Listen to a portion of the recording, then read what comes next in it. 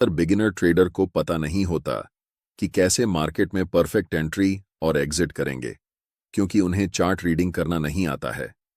Chart reading करना traders धीरे धीरे मार्केट में सीखते हैं, उनके अनुभव उन्हें यह सिखाते हैं।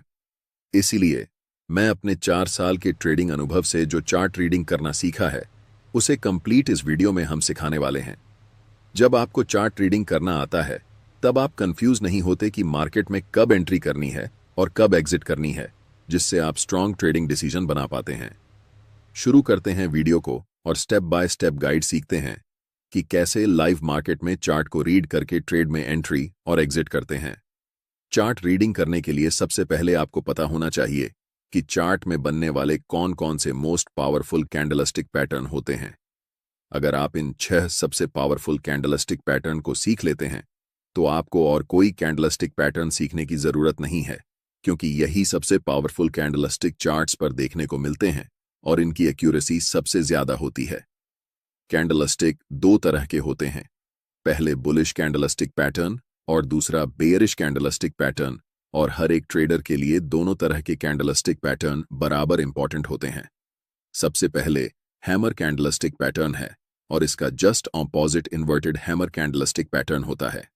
Second most powerful candlestick pattern bullish engulfing होती है और इसका just opposite bearish engulfing candlestick pattern होता है। Third most powerful candlestick pattern morning star candlestick pattern होती है और इसका just opposite evening star candlestick pattern होती है।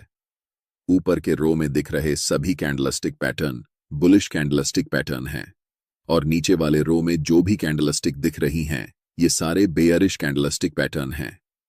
इन सभी 6 कैंडलस्टिक पैटर्न को सीखने के बाद अब हम चार्ट ट्रेडिंग करना सीखेंगे। चलिए इस एग्जाम्पल के साथ समझते हैं। यह चार्ट भारत पेट्रोलियम का है 15 मिनट टाइम फ्रेम में। चार्ट में हमेशा आपको यह ढूंढना है कि उस पार्टिकुलर टाइम में बायर्स ज्यादा स्ट्रांग हैं या फिर सेलर्स ज्यादा स्ट्रांग हैं। और यह कैसे हम डिसाइड करेंगे कि इस समय बायर्स और सेलर्स में से कौन स्ट्रांग है? इसके लिए हमें कैंडल के साइज को देखना होता है। यहां प्राइस जब ऊपर जा रही है, तब बड़े बड़े स्ट्रांग ग्रीन कैंडल्स बनाते हुए ऊपर जा रही है, लेकिन जब प्राइस नीचे आ रही है, तब छोटे छोटे रेड और ग्रीन मिक्स कैंडल्स बनाते हुए नीचे की ओर आती है। इसका सिंपल सा मतलब यही होता है कि बायर्स यहां पर स्ट्रांग हैं और सेलर्स कमजोर हैं।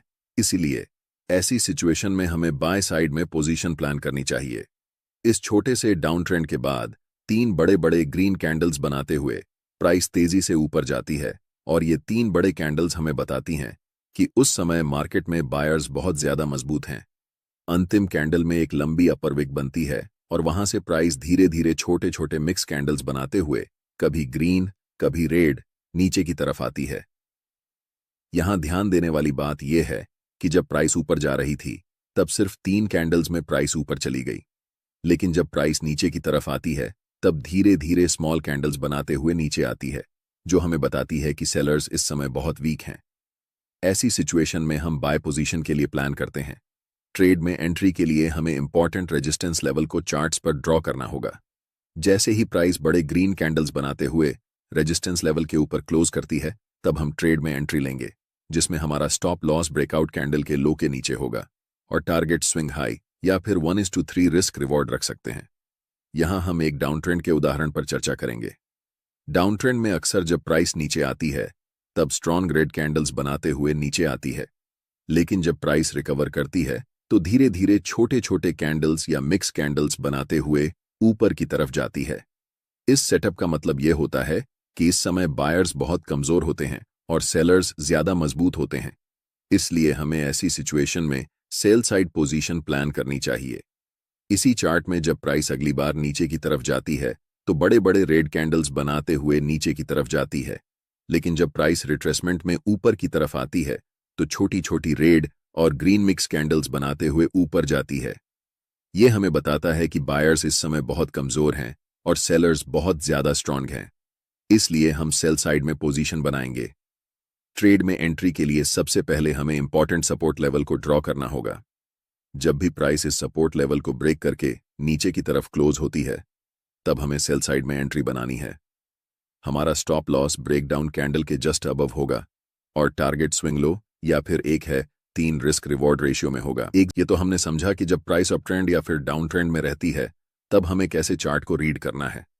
लेकिन इसके अलावा जब प्राइस साइडवेज रहती है तब हमें क्या करना चाहिए ये भी जान लेते हैं। साइडवेज मार्केट में हमारे लिए सबसे इंपॉर्टेंट होते हैं सपोर्ट एंड रेजिस्टेंस लेवल, क्योंकि यही ऐसे लेवल होते हैं जिन्हें प्राइस रिस्पेक्ट करती है।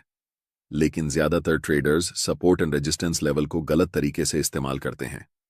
मैं आपको एक एडवांस तरीका बताऊंगा जिससे आप इंट्राडे या ऑप्शंस ट्रेडिंग में सबसे ज्यादा एक्यूरेसी हासिल कर सकते हैं। स्क्रीन पर दिख रहा चार्ट 3 मिनट टाइम फ्रेम का है और यह 5 सितंबर का है। यहां पर प्राइस रेंज बाउंड है, यानी प्राइस एक पार्टिकुलर रेजिस्टेंस लेवल पर जाती है और वहां से लौटकर एक पार्टिकुलर सपोर्ट लेवल पर आती है। इन दोनों रेजिस्टेंस और सपोर्ट लेवल के बीच में प्राइस समय बिता रही है।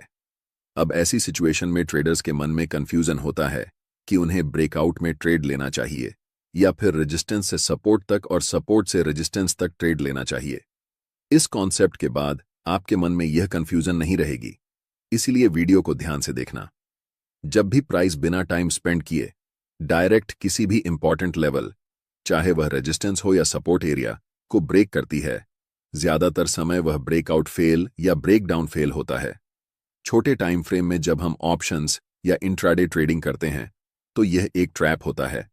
जब प्राइस डायरेक्ट सपोर्ट लेवल को तोड़ती है तो हमें ब्रेकडाउन की ओर एंट्री नहीं लेनी चाहिए, बल्कि हमें उस समय सपोर्ट से रेजिस्टेंस तक ट्रेड में एंट्री करनी चाहिए और प्रॉफिट बनाना चाहिए। अब आपके मन में सवाल उठ रहा होगा कि प्राइस कब ब्रेकआउट या ब्रेकडाउन करती है। इसे पहचानना बहुत आसान है, ज्यादा मुश्किल नहीं। जब भी प्राइस को ब्रेकआउट या ब्रेकडाउन करना होता है तो वह इंपॉर्टेंट लेवल पर या उससे पहले बहुत सारा टाइम स्पेंड करती है, यानी उस लेवल पर कई कैंडल्स बनती हैं। इसके पीछे एक साइकोलॉजी होती है। ज्यादातर ट्रेडर्स सोचते हैं कि जब प्राइस सपोर्ट से रेजिस्टेंस तक या रेजिस्टेंस से सपोर्ट तक जाती है तो इस बार भी ऐसा ही होगा, लेकिन उनके लिए यह एक ट्रैप होता है। प्राइस वहां ज्यादा टाइम इसलिए स्पेंड करती है ताकि बड़े ट्रेडर को लिक्विडिटी मिल सके।